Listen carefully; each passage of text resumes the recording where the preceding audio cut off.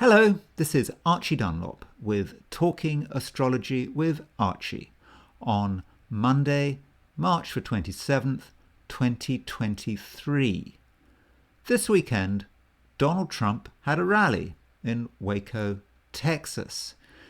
It was on Saturday, and as far as I can see, he started speaking at around 6 p.m. This rally was important. It was his first rally of the year, I believe.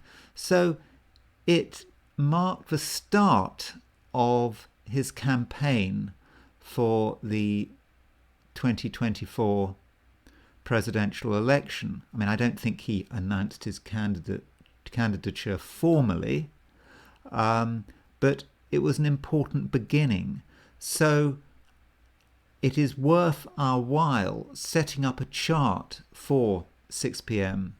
on Saturday when he started speaking to get some idea of the background for his future campaign. And I'm not saying it will tell us for sure whether he's going to be successful, but it may give us some hints. I also want to look at the chart of his main challenger at the moment for the Republican nomination, Ron DeSantis, who is a Virgo, and the last Virgo president was Lyndon B. Johnson.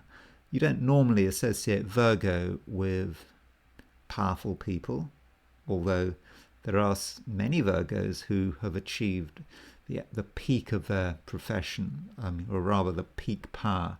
Caligula was a Virgo.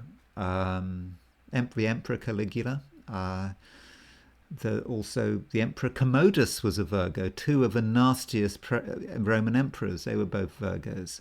Ivan the Terrible, another Virgo. I believe the leader of the opposition in Britain, Keir Starmer, I think he's a Virgo as well. So Virgos can become presidents, prime ministers and emperors. And Ron DeSantis, I think, fancies himself as a US president. So we will be looking at his chart today. But before I do that, I'm going to look at the stars for today, Monday, March the 27th, 2023.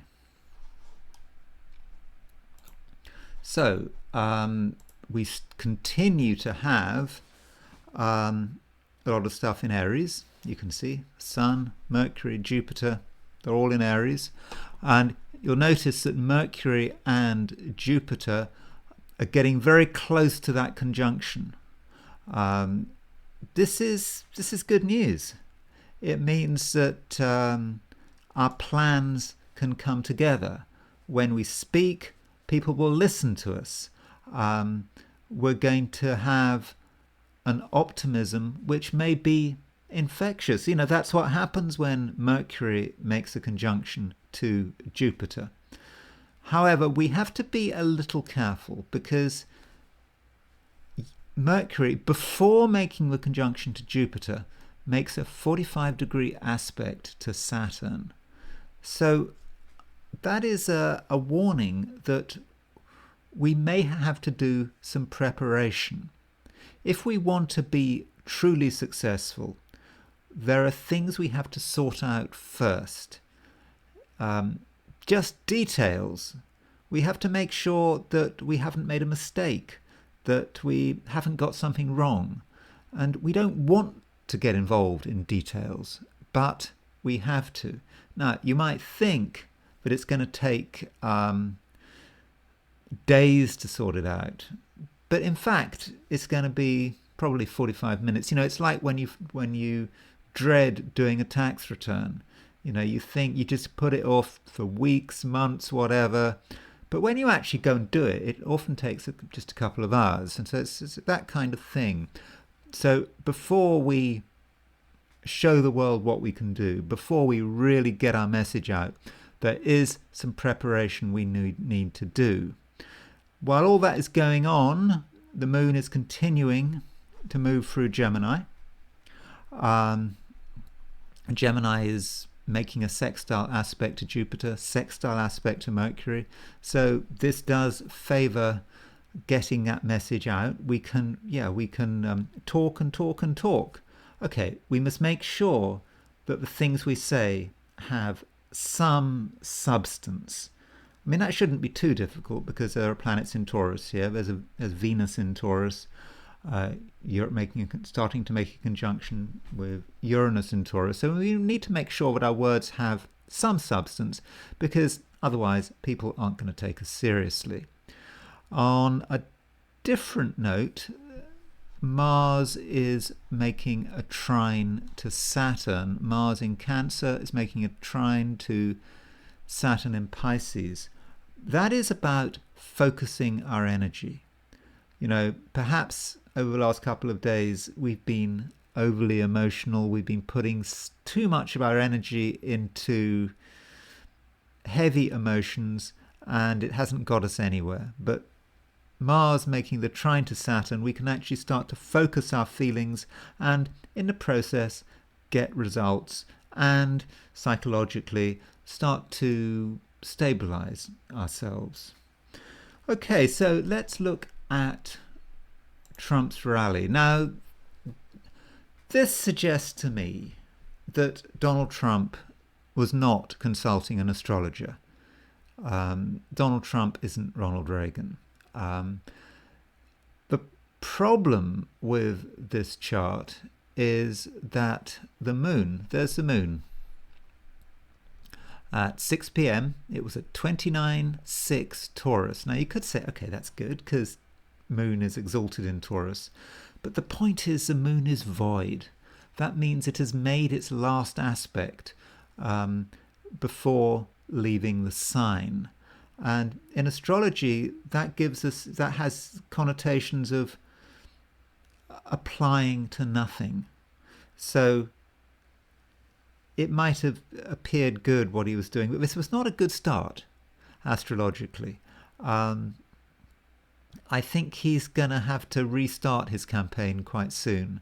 I don't think that this rally is the big beginning he was hoping for, in spite of the fact that Mercury was making a conjunction to Jupiter.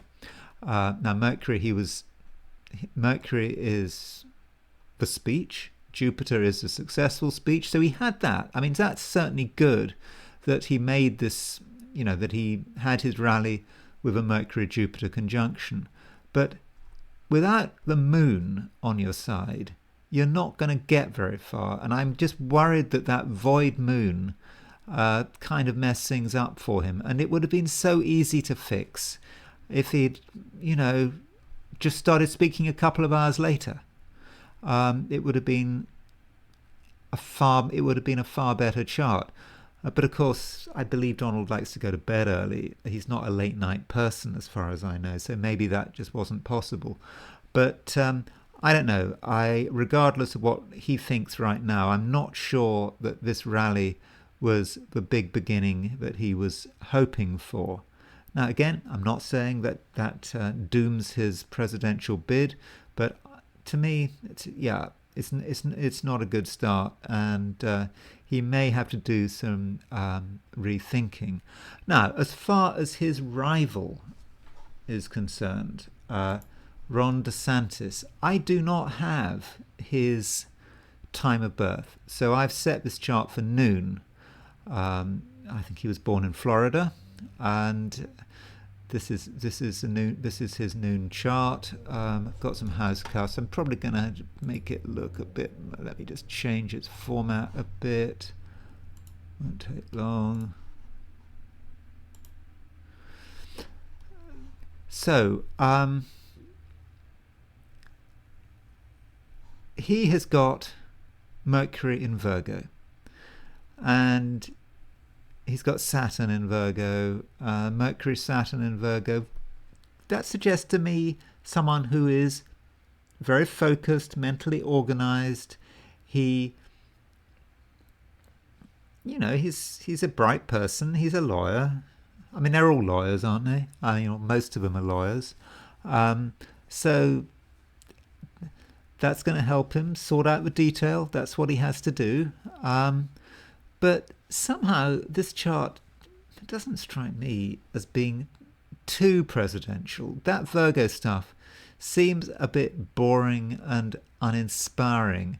Kind of reminds me of Harry's chart a little, because Prince Harry, he's Sun in Virgo with he's Sun in Virgo and Mercury in Virgo, so there's a kind of similarity there. Now, he may have done well in Florida, but is this the kind of chart? Is this the kind of chart that's going to translate to the rest of the country? I do have my doubts, but he does have a few things going for him. I think he is able to come over as an attractive personality. Or when he gets going, he may appeal to women. Let me explain why. There is his Mars and there is his Venus. Mars is the planet of male sexuality. Venus is the planet of female sexuality. And Mars is in Libra is in the sign of Venus. Is in a sign ruled by Venus. Venus in Scorpio is in a sign ruled by Mars. So he has Venus and Mars in mutual reception. And furthermore, the midpoint of his Venus and Mars is approximately 1 Scorpio. So he has got Jupiter square his Venus-Mars midpoint. And I think that Jupiter square his Venus-Mars midpoint is actually the engine of his political success story. I think that Jupiter on the Venus-Mars midpoint is about being charismatic, attractive, being able to talk to people in such a way that they like him, and so that enables him to, get elected to office, to be governor of Florida. But the question is it enough? Is it enough to propel him to the White House? Is he a truly American? Does he really chime with America as a nation? You see, he's got Moon in Aquarius. That's kind of good if you want to chime with the American nation, because the United States, July the 4th, 1776, had the moon in Aquarius. So he has the moon in the same sign as the United States. So I think that's good. But overall, I am not convinced that this is a chart of a winning presidential candidate. I just don't think it's exciting enough. I'm not convinced. Of course, I don't know his time of birth, so that really doesn't help. But for the moment, I would say that he's got his work cut out, and maybe someone else will come forward. But we'll see. This is an early stage, and I'm not really making any predictions yet. I just wanted to introduce his chart to show you some of the things I am looking at. Though, as I've said, that Jupiter on the Venus-Mars midpoint may be enough. If there are other candidates are poor, that Jupiter on the Venus-Mars candidate may be enough to get into the White House. But as I've said, I am not convinced. Anyway, that's all I'm going to say for today, and I will talk to you tomorrow on Tuesday.